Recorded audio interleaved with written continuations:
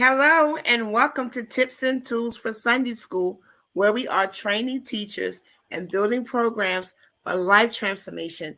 And I'm your host, Sister Patty. Thank you so much for joining us here in our Sunday School environment. Make sure you follow us here and like us here on Facebook and subscribe to our YouTube page and come back for our content. We are in our series entitled Serving with Excellence. This series is entitled for Christian education directors, Sunday school superintendents, small group Bible study leaders. We have defined excellence as efficiency, effectiveness, and engagement.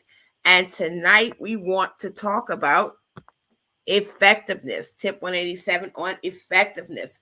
So, when I'm talking about effectiveness, I've grouped it in three areas: evangelism, enrollment, and edification. Effectiveness is doing the right things. If you're going to serve with excellence, these are three things that you must be doing. Evangelism. We know that evangelism is the going out and to bringing in and the conversion of people into the body of Christ, but also bringing them inside of your study and learning environment. Evangelism is both in reach and outreach. There are those people who are already members of your church, your fellowship, your group, or they know about you, but they have not properly engaged into your learning environment. So go get them. And of course, outreach. Those people that are in your community, in your schools, in your organizations, in your neighborhoods, that you need to go out and win them to Christ and bring them into your learning environment. The second one is enrollment. Your class rosters is so important. So, how effective are your enrollment techniques? How effective are your documents? Do you have all of their contact information, phone numbers, emails, ways that you can keep in touch with them, ways that you can make sure that your teachers are able to effectively engage your students? And we'll talk about that's our next tip. Your enrollment roster is extremely important. It helps you plan for your budget.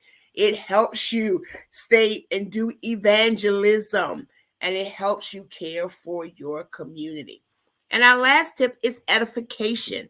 As I often say, we train and teach for life transformation. When people leave your learning environment, what do they have that will cause them to live their life more effectively in this world?